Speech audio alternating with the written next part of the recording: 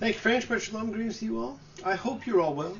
I'm still getting feedback from the meditation and requests for it, so if you do want a copy, please do let me know. Now, special greetings go out to my good friends Monty and Anna. It was wonderful seeing you both. Special spirits bringing light and love to the world. And I have to say, I've been to countless concerts over the years, but the other night, I was treated to one of the best concerts I have ever had the pleasure of being to. All I can possibly compare it to would be sitting in the throne room of God, listening to the heavenly choir. Thank you once again for taking me away on the wings of song. Friends, Numbers is ending. We're now camped on the Jordan, ready to enter the promised land. The wanderings are over for them. Maybe not for now, for us. The wilderness generation is dead. And with their death, the end of man's personal, daily relationship with God. And as so often happens, things get wrapped up. Moses says the people need a shepherd. He says they need to find a successor who has the Spirit of God. Ruach Elohim, something we should still look for in a leader. And Joshua is chosen as Moses' successor. And the symbol of the shepherd now comes full circle, from the shepherd at the burning bush to the man who has shepherded a people into a nation. And there will be more shepherds mentioned in further biblical writings. Now, an interesting question regarding inheritances is raised. And it is settled. Or is it? It certainly brought the issue of women's rights to the forefront of society. And God weighs in with the answer. Numbers 27:7. Zelophehad's daughters speak right. You shall give them a possession for a legacy among their father's brothers, and you shall pass their father's legacy to them. Okay, this seems simple enough. Equal rights. So what the hell happened? And why is the fight still going on? Now, in its desire to wrap things up, this Parsha also provides a quick overview of Sabbath offerings, monthly offerings, offerings at Passover, offerings at the Festival of Weeks, offerings at the Festival of Trumpets, also known as Rosh Hashanah, offerings on the Day of Atonement, and offerings at the Festival of Booths. Everything you want to know about offerings, summed up in a couple of paragraphs. And there is another census. These are the reckonings of the Israelites, 600, 1,730. Surprisingly, almost the exact same numbers from the census that began the journey. Friends, the book of Numbers is a series of rebellions framed by a census at the beginning and a census at the end. Now, the first census really didn't matter. Everyone died. It was really more for military purposes. This census is different. It would determine the land holdings. And given the Jubilee laws, that could very well be forever. Now, in many ways, this last real story in Numbers could be a Parsha about anger, vengeance, about status and rights, about relationships, about the things we do, about men and women. And it is all of these. What can I do? What can I be? When I'm with you, I want to stay there. If I'm true, I'll never leave. And if I do, I know the way there. Now, I don't disagree with much that's written in the Torah necessarily, but I may change the translation of certain words, point out symbols, suggest some other interpretations or possibilities for you to consider. But remember, this book was not always like this. And many centuries after its writing, you can see that attempts were made to break the Parshas into a story-type flow, often with a true beginning and ending.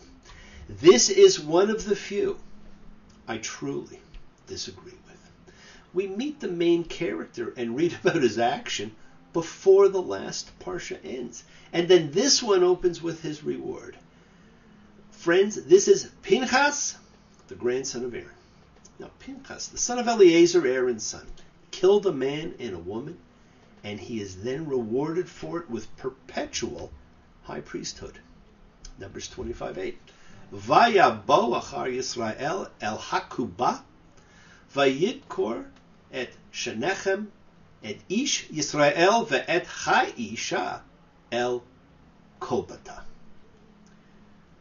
Pinchas, son of Eleazar, son of Aaron the priest, saw, and he rose from the midst of the community and took a spear in his hand. And he came after the man of Israel into the alcove and stabbed the two of them. Friends, this is the red tent tale of the Torah. Now, what is the red tent? Well, in the modern world, it's a type of movement that stems from Anita Diamond's 1997 novel about Dinah, the daughter of Jacob. And it has developed as a woman's sexuality empowerment movement, which is great. A book that gave voice to one of the silent women of the Bible has spawned red tent clubs and organizations and tours and you name it. It is there for women to celebrate women and the singular journey women are on. And as with most things biblical, it has a basis in historic reality. You see, you have to understand the irony of biblical Hebrew and its unique blend of meanings and interpretations. The Hebrew kubah, in the first line I read, is actually unique to this text. And as we have seen, unique words in the Bible are fascinating, simply fascinating, but leave much to be determined.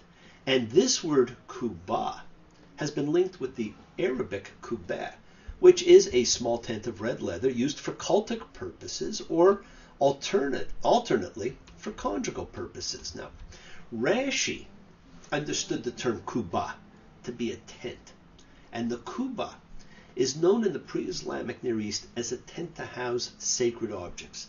And like the biblical tabernacle, it was made of red leather. So the connection makes sense. Also, since this episode begins precisely at the entrance to the tabernacle, that is the tent of meeting, it certainly appears that the kubah here refers to the inside of the tabernacle, except the contention that the term refers to the tabernacle and hence is about a violation of the Israelite sanctum is iffy because the tabernacle, Mishkan, is nowhere else referred to as kubah. Right? That's where having one word show up in only one place causes difficulty. If you're looking for answers, you will not find them without interpretation. Now, the second occurrence of kubah in this verse appears to be the same word, though it actually puns on the word kebah, which means belly. Biblical humor allows us to understand the second tent, or alcove as it were, as a euphemism for the woman's sexual part. She is stabbed in her alcove. Actually, several of the medieval commentators follow this particular line of interpretation, invoking the karmic principle of measure for measure.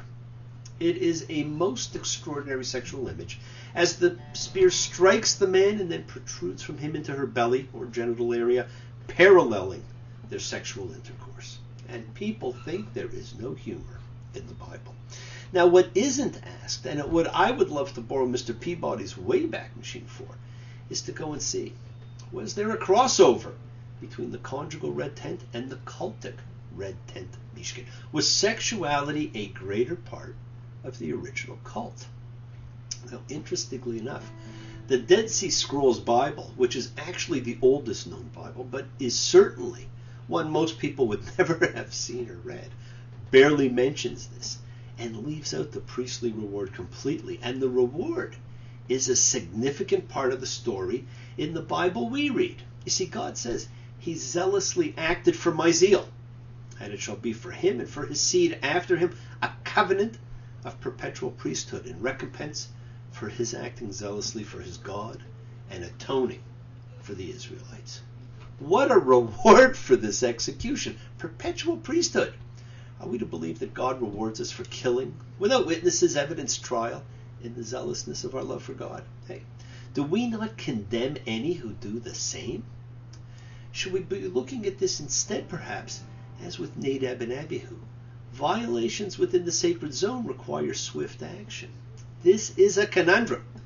Confusion in what we see, as Numbers is rapidly coming to an end. And if nothing else, it confirms the power of the priesthood consolidated in the hands of one small group. It is not a surprise that the great scholar of Kabbalistic thought, Isaac Luria Ha'ari, the Holy Lion, viewed this story as being a lesson in anger without ego, a story of vengeance. Congratulations. for breaking my heart. Congratulations. For tearing it all apart. Congratulations. You finally did succeed. Congratulations. For leaving me in need. Friends, this almost ends the narrative that began in Genesis. Yes, there is one more reading, but it focuses on certain rules and laws, those relating to oaths and vows. This is an odd way to end a journey that began in the beginning. Well, the world is sacred. So is everything in it. Express your gratitude, light a candle, make a wish. Celebrate your life and the lives of those you love. Share your feelings with them. Live free, be free, honor your freedom. Be well, be happy, be blessed. Share and honor the light and all who live in the light and continue to shine. Continue to send everyone you know goodwill and love. Pray for peace and freedom for everyone, and end to terror and hatred. Remember, friends, we are a community. We learn together, we celebrate each other, we love each other. We share this ride together, men and women equally. Let us send out love, not fear. Send out peace, harmony, good healing to all who need it, and please do. Learn to forgive and learn to love. Open your hearts. Honor the relationships of your life. Tell those you love that you love them. Take advantage of the time you have. Enjoy the journey. We take the twists and turns and the patterns that weave through the fabric of our lives in our efforts to grow, to learn, to be, to love. So please do love. Send healing, goodwill, and love to all who need it. Share your holiness. Bless you all. Have another fantastic week, a week of love and light and peace and healing. Honor the people of your life and honor the women in your life. Give them their due. They are more than equal. Woman is the slave to the slaves. Yeah. Think about it. Do not stop your journey. Do not stop moving towards your promised land. It is in sight. It is right there waiting for you. Keep on dreaming, keep on being, keep sharing, keep shining, keep teaching, keep spreading your holiness. Do not follow fear. Now, thank you all for joining me, for participating, for sharing your special time with me. I am honored. I love you all. I look forward to seeing you all next week. Be well. Until then, Shabbat Shalom.